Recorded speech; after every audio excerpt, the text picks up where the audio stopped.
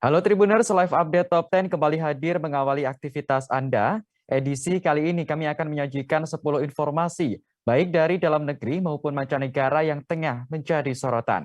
Bersama saya Agung Laksono, kita jelang Live Update Top 10 selengkapnya. Kita awali berita pertama dari mancanegara. Tribuners, Rusia mengumumkan bahwa gencatan senjata di Ukraina dimulai pada Rabu 9 Maret pagi waktu setempat. Pihaknya pun bersiap menyediakan koridor kemanusiaan dan meminta warga sipil dievakuasi. Hal ini disampaikan oleh Kementerian Pertahanan Rusia pada Selasa 8 Maret malam. Sebelum gencatan senjata dimulai, pihaknya meminta warga Ukraina dievakuasi sebelum pukul 3 waktu Moskwa pada 9 Maret. Langkah ini dilakukan sebagai tanggung jawab militer Rusia atas operasi kemanusiaan di Ukraina. Sementara itu, evakuasi warga sebelumnya telah dilakukan pada Selasa 8 Maret pagi di kota Sumy dan Kiev. Namun evakuasi di kota pelabuhan Mariupol dikabarkan telah gagal. Kota Mariupol sendiri merupakan pusat populasi terbesar yang masih dipegang Ukraina di Laut Azov. Namun, kota tersebut akhirnya berhasil dikepung pasukan Rusia selama berhari-hari. Diberitakan sebelumnya, Rusia telah mengumumkan gencatan senjata pada Sabtu 5 Maret yang memungkinkan warga sipil melarikan diri. Namun dalam beberapa jam saja, gencatan senjata itu ternyata dilanggar. Proses evakuasi warga sipil hingga kini masih terus dilakukan. Ribuan orang tampak memenuhi stasiun kereta api di Kharkiv, lantaran mereka berusaha meninggalkan kota yang telah dikepung Rusia. Sejauh ini PBB mencatat ada 1,7 juta orang pengungsi yang meninggalkan Ukraina sejak invasi pertama pada 24 Februari lalu. Jumlah tersebut diperkirakan meningkat menjadi 5 juta pengungsi dalam beberapa minggu ke depan.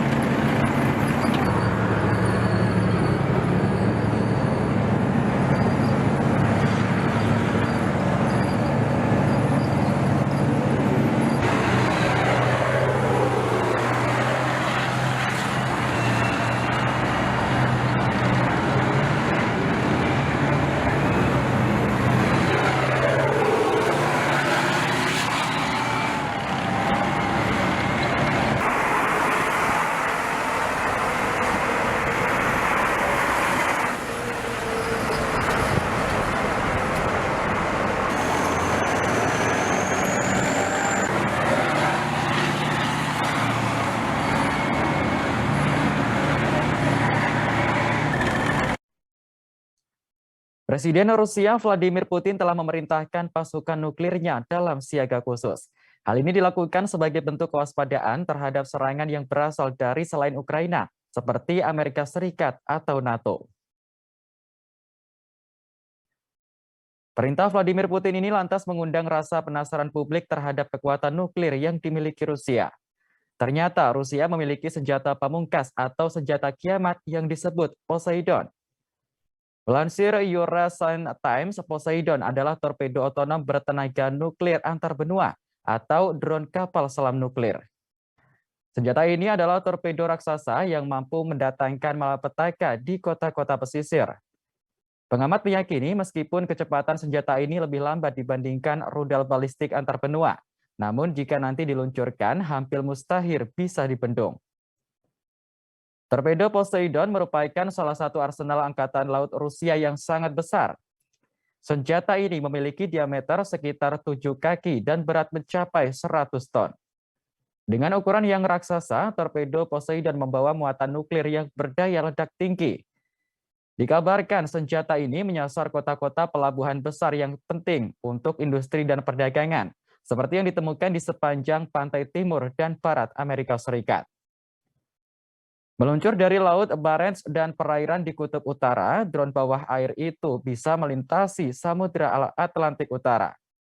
Bahkan dikabarkan jika Poseidon diledakkan di lepas pantai timur Amerika Serikat, ledakannya bisa menciptakan gelombang tsunami setinggi puluhan meter. Dampak tersebut belum termasuk kerusakan yang ditimbulkan akibat ledakan dahsyatnya. Hal inilah yang kemudian membuat utusan khusus Presiden Amerika Serikat meminta agar Rusia berhenti mengembangkan Poseidon. Dirinya melihat Poseidon sebagai senjata dengan konsep mengerikan.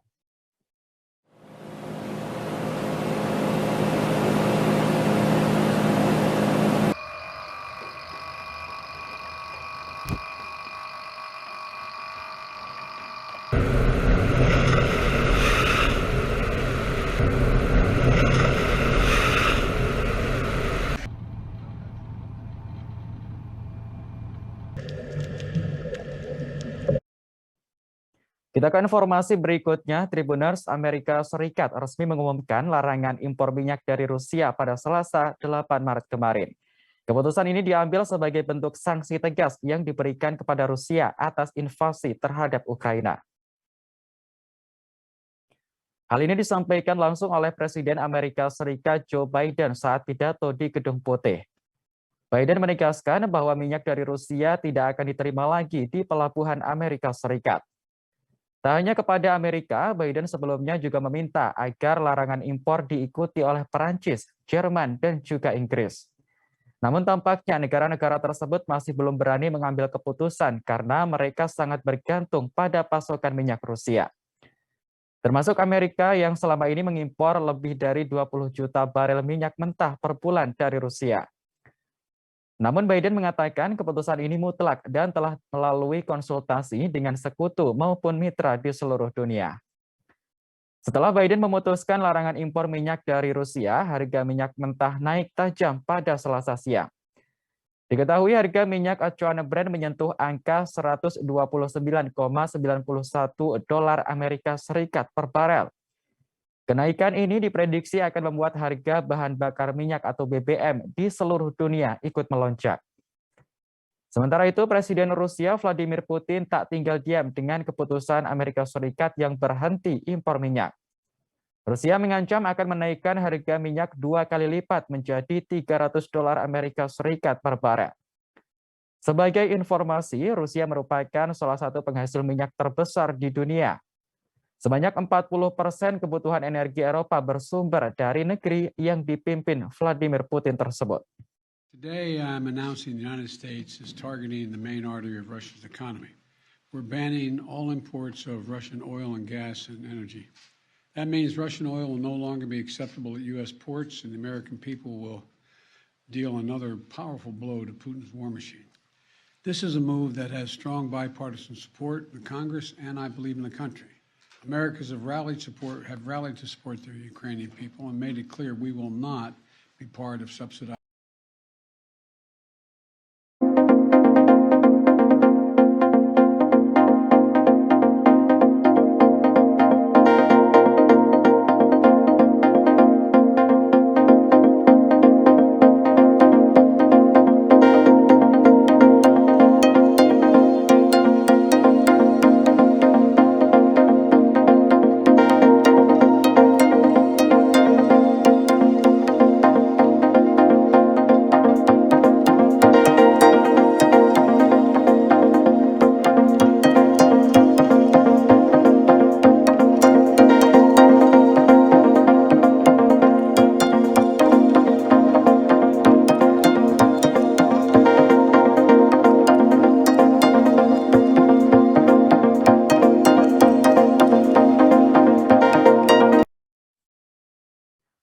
Presiden Ukraina Volodymyr Zelensky kini tak lagi mendesak negaranya menjadi anggota NATO.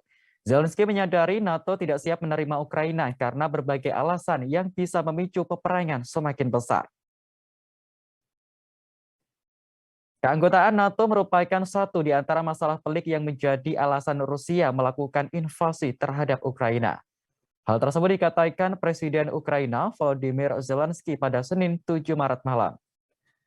Zelensky menilai bahwa NATO takut akan hal-hal kontroversial dan konfrontasi dengan Rusia. Dirinya juga mengaku tidak ingin menjadi presiden dari negara yang memelas demi mendapatkan keanggotaan NATO. Bahkan Zelensky dengan terbuka mau berkompromi terhadap status wilayah Donetsk dan Luhansk yang sudah diakui kemerdekaannya oleh Presiden Rusia Vladimir Putin. Di sisi lain, Putin juga ingin Ukraina mengakui mereka sebagai negara yang berdaulat dan mandiri. Ketika ditanya tentang permintaan Rusia ini, Zelensky mengatakan dia terbuka untuk berdialog. Bagi dirinya yang terpenting adalah bagaimana orang-orang di Luhansk dan Donetsk tetap hidup. Lalu menyebut orang-orang di sana ingin menjadi bagian dari Ukraina. Oleh karena itu, Zelensky menyebut persoalan kedua wilayah ini lebih sulit dari sekadar mengakui kemerdekaannya. Menurut Putin dan dirinya harus mulai berbicara terkait persoalan tersebut.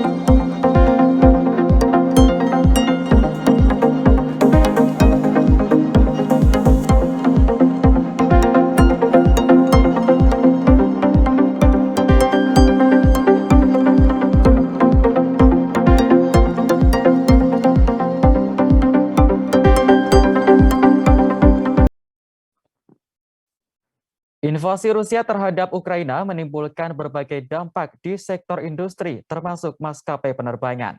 Dikabarkan maskapai penerbangan Rusia kini lumpuh sejak 8 Maret 2022 kemarin.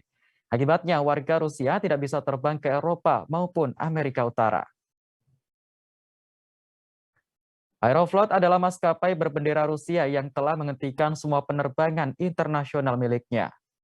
Aksi ini merupakan dampak dari penutupan wilayah udara mereka untuk pesawat-pesawat Rusia. Tak sampai di situ, perusahaan yang telah menyewakan pesawat Aeroflot mencoba untuk mengambil alih kembali wilayah udara mereka. Negara-negara yang membeli maskapai itu juga harus mengakhiri kontrak dengan maskapai Rusia paling lambat tanggal 28 Maret 2022. Setidaknya saat ini ada 600 pesawat yang parkir di Rusia. Meski sudah menghentikan penerbangan internasionalnya, pesawat Aeroflot akan tetap beroperasi untuk rute kota Minsk di Belarus dan sebaliknya. Sementara itu, maskapai penerbangan Rusia lainnya seperti Pobeda juga akan menangguhkan penerbangan internasional mulai 8 Maret. Lumpuhnya maskapai ini berdampak pada penumpang termasuk warga Rusia yang tak bisa terbang ke Eropa maupun Amerika Utara. Tak hanya itu, penerbangan ke sejumlah negara sahabat termasuk Cina juga diragukan. Hal ini akibat dari pengucilan warga dunia terhadap maskapai Rusia. Terkait sanksi ini, Direktur Pelaksana Aerodynamic Advisory yang berbasis di Michigan, Richard Abulufia, buka suara. Richard menerangkan sanksi penerbangan memang lebih mudah dijatuhkan. Hal itu menurut pengalamannya yang sudah lebih dari 30 tahun berkecimpung di dunia penerbangan.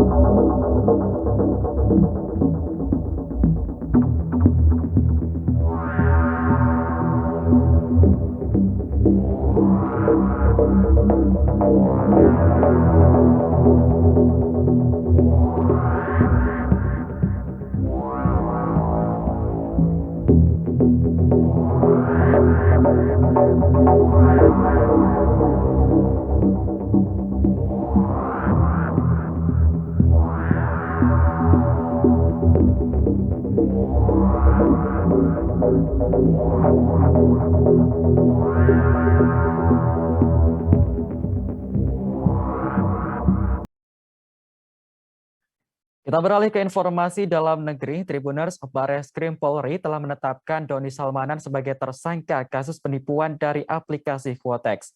Pria yang dijuluki Crazy Rich Bandung tersebut diduga meraup keuntungan hingga 80% dari anggotanya yang kalah. Hal ini diungkapkan oleh Kasubdit 1 Direktorat Tindak Pidana Siber Barreskrim Polri, Kombes Reinhard Hutagalung. Reinhard mengatakan Doni menyebarkan berita bohong dengan menjanjikan para anggotanya kemenangan jika bermain bersamanya di aplikasi Quotex. Padahal menurut Reinhard tidak pernah ada anggota lain yang menang di aplikasi itu. Reinhard berujar para anggota lalu diajak bergabung ke akun Telegram dan bermain dengan kode referral milik Doni. Menurut dia, setidaknya ada sekitar 25.000 anggota aktif di grup Telegram yang diduga bermain Quotex dengan menggunakan kode referral milik tersangka. Sebelumnya, Barreskrim Polri telah menetapkan Doni Salmanan sebagai tersangka kasus penipuan dari aplikasi Quotex. Tersangka dilaporkan oleh seseorang berinisial RA pada 3 Februari 2022 lalu atas dugaan judi online dan penyebaran berita bohong. Polisi pun langsung melakukan penahanan terhadap Doni setelah 13 jam menjalani pemeriksaan. Selama ini sosok Doni Salmanan dikenal sebagai Crazy Rich Bandung. Pundi-pundi kekayaannya berasal dari berbagai sektor, salah satunya dari YouTube miliknya.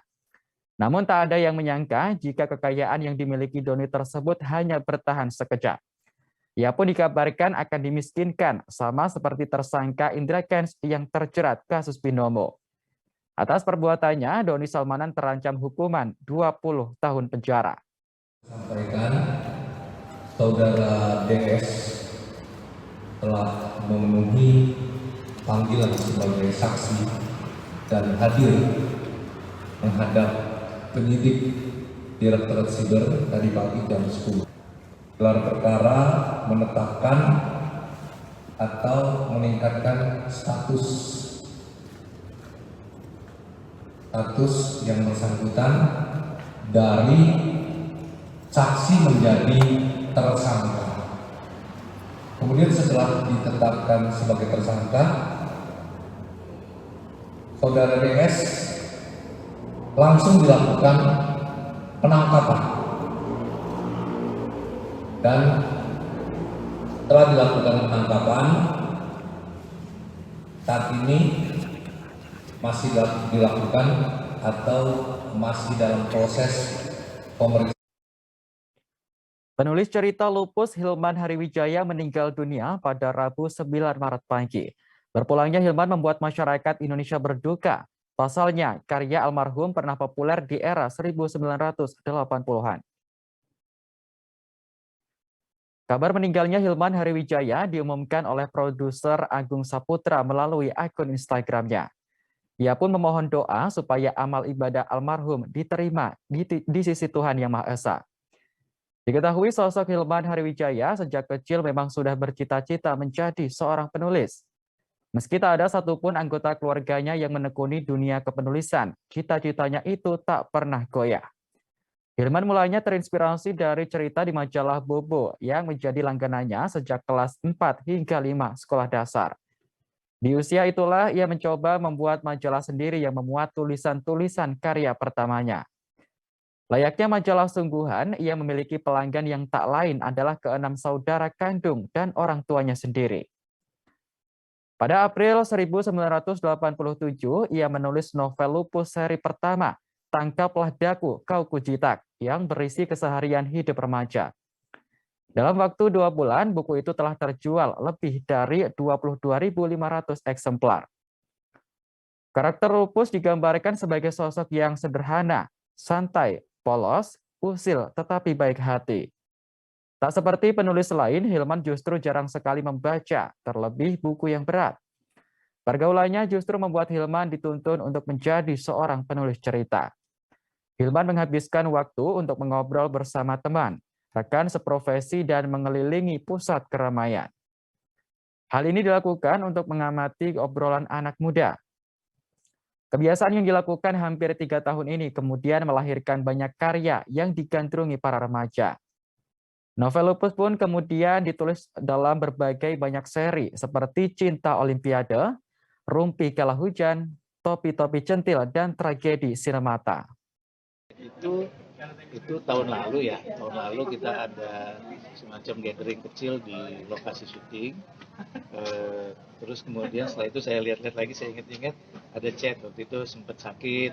Saya pernah hubungin dia, sebentar ya bro, ini lagi mau masuk ICU, malah kaget saya. Nah, kita doain gitu ya. Terus kemudian selanjutnya ya kita mengikuti dari sosmed, terus kemudian dari WA, ya ikut selalu mendoakan ya. Bang, artinya memang punya riwayat sakit ya? Ya, saya juga kurang tahu kalau riwayat sakit dari dulu ya.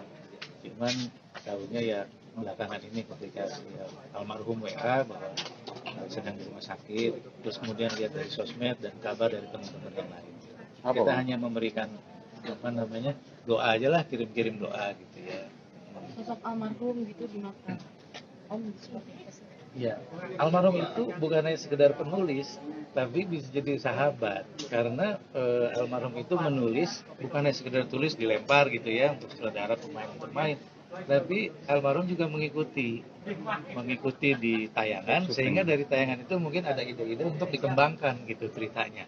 Jadi kadang-kadang beliau menulis itu menyesuaikan dengan karakter pemain masing-masing.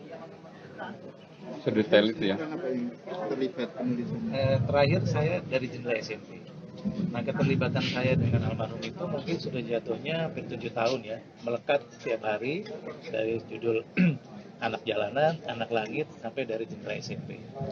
Mas melihat karya-karya Mas Hilman seperti apa dari masing-masing? Iya, oke. Almarhum itu kan dulu kita semua mungkin membaca karyanya Jan Lupus ya. Nah itu kan memang benar-benar merepresent, mewakili kehidupan anak remaja. Nah itu pun kemarin mungkin di sinetron Anak Jalanan dibawa kembali dan menjadi nomor 1 ya, seperti nomor 1. Karena mungkin selama sebelumnya sinetron itu monoton gitu ya.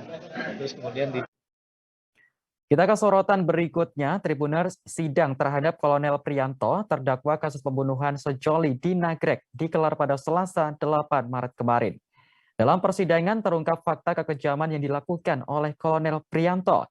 Terdakwa nekat membuang korban Handi Saputra ke sungai meski sempat mendengar rintihannya. Hal ini terungkap saat Auditor Militer Tinggi 2 Jakarta, Kolonel Sus Wirdelpoy membacakan kronologi kejadian. Pada 8 Desember 2021, Priyanto dan 2 rekannya, yaitu Koptu Ahmad Soleh dan Kopda Andreas Dwi Atmoko, melewati Nagrek hendak menuju Yogyakarta.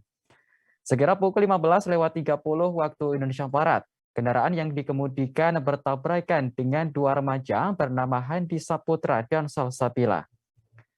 Benturan yang kencang membuat Handi dan Salsabila terpental dari motor yang dinaikinya.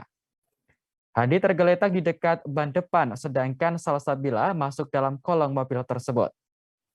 Sejumlah warga di lokasi kejadian yang juga menjadi saksi Puspom TNI kemudian melakukan pertolongan dan menunggu unit laka Satlantas tiba.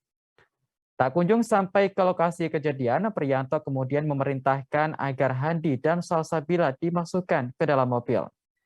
Saat membopong keduanya ke dalam mobil, 4 warga yang menjadi saksi menuturkan Handi masih dalam keadaan hidup. Namun korban Salsabila sudah dalam keadaan meninggal dunia. Para terdakwa sempat kebingungan sambil mondar-mandir dan tidak segera membawa kedua korban ke rumah sakit. Kemudian Priyanto memerintahkan Dwi untuk memacu kendaraannya menuju Sungai Serayu, Jawa Tengah dan membuang kedua korban.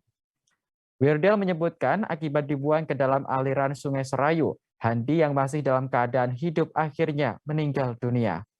Hal itu diperkuat dengan temuan tim dokter saat melakukan visum et repertum.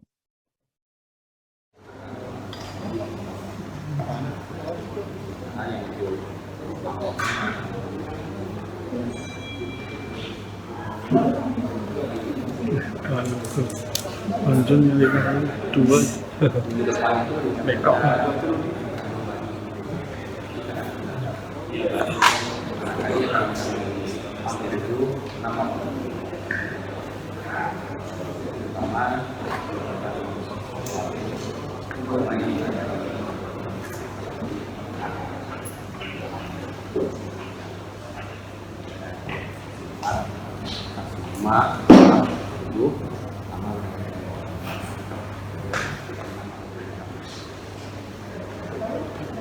Ini satu like no. Wih. Ini nanti dari dapatnya sih kalau dari kotaknya.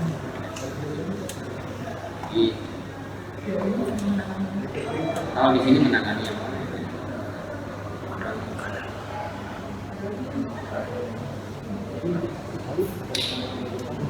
saksi lah, nanti teriak.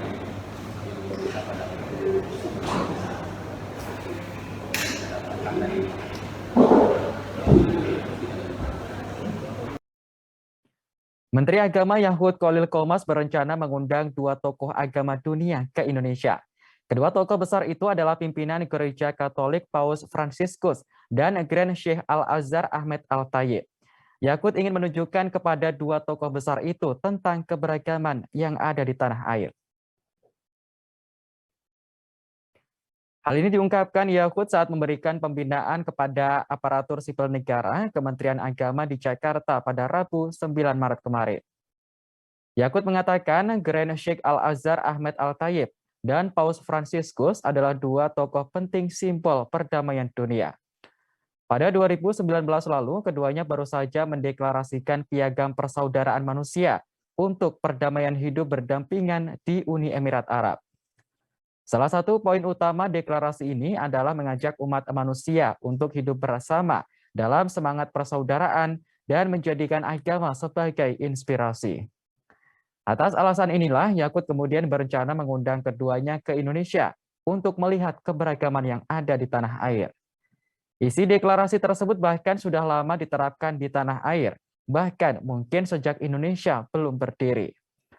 Yakut pun meminta dukungan agar kesempatan menghadirkan 2 tokoh dunia ini bisa segera datang.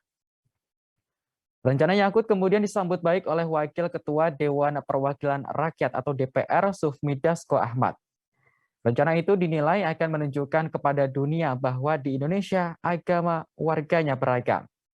Ia juga mengingatkan bahwa falsafah Indonesia adalah Bhinneka Tunggal Ika yang berarti berbeda-beda tapi tetap satu tujuan.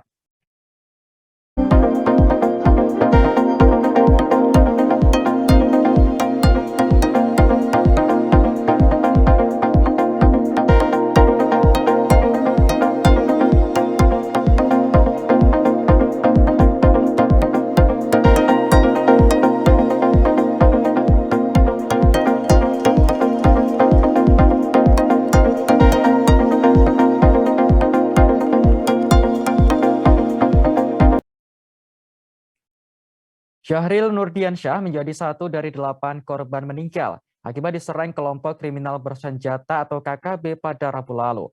Jenazah Syahril kini sudah dimakamkan di wilayah Bojonggede, Jawa Barat. Sebelum meninggal, Syahril sempat diam-diam merantau ke Papua demi bisa menghidupi keluarga. Sosok Syahril Nurdiansyah diungkap oleh kakak kandungnya, Chandri Purnomo, saat ditemui di rumah duka. Chandri mengatakan adiknya hanya lulusan salah satu SMA di Jakarta. Sang adik baru sekitar 3 bulan yang lalu bekerja di Papua. Keberangkatannya ke Papua bahkan juga sempat tidak diketahui oleh pihak keluarga. Chandri mengaku tidak terlalu banyak tahu soal pekerjaan Syahril selama di Papua. Untuk diketahui, Syahril sendiri merupakan anak bungsu dari 7 bersaudara. Meskipun anak bungsu, Syahril menjadi salah satu penopang ekonomi keluarga. Selama bekerja di Papua, Syahril selalu membagi gajinya kepada orang tua serta kakak-kakaknya. Meskipun sudah memiliki 1 anak, Syahril tak lupa mengirim uang bulanan. Chandri mengatakan keluarganya juga rutin menghubungi Syahril selama di Papua. Mereka selalu bertanya kondisi keamanan tempat Syahril bekerja. Namun di setiap video call, Syahril selalu mengaku tempat bekerjanya aman. Ia juga selalu mengabari kondisinya baik-baik saja. Namun tak disangka, tulang punggung keluarga ini akhirnya menjadi korban kekejaman KKB Papua pada Rabu lalu. Saat itu korban sedang memperbaiki tower BTS di PT Palaparing Timur Telematika di distrik Beoga, Papua. Namun naas ia bersama 7 pekerja lainnya tewas dibunuh oleh KKB. Sementara 1 pekerja lainnya bersama Nelson Sarira berhasil selamat karena melarikan diri ke arah jurang. Jenazah sampai ke Jakarta kami belum mengetahui karena belum ada informasi dari pihak sana. Mudah-mudahan sih hari ini datang agar bisa dikebumikan dengan layaknya. Mas, sebelumnya ada firasat nggak sih adik Mas bisa jadi salah satu korban dari kekerasan KKB? Sebelumnya ada, dari keluarga juga udah pada ada firasat. Firasatnya seperti apa tuh, Mas? Kalau untuk dari firasat, tiba-tiba badan saya semuanya kayak lemes atau apa gitu sebelum kejadian. Dan ada firasat kayak ingin menghubungi dia ketika waktu pas malam itu. Tanggal berapa tuh kira-kira? Ketika tanggal 2. Tanggal 2 Maret ya tiba-tiba mau menghubungi. Tapi Menghubungi dia, tapi firasat emang kuat, menghubungi juga kuat, tapi kayak mungkin hanya firasat aja. Baik Tribuners, informasi tadi sekaligus menutup jumpa kita dalam live update Top 10 kali ini. Jangan lupa untuk terus perbarui informasi Anda di kanal YouTube Tribun News. Saya Agung Laksono pamit undur diri. Terima kasih dan sampai jumpa. Jangan lupa like, subscribe, dan share ya.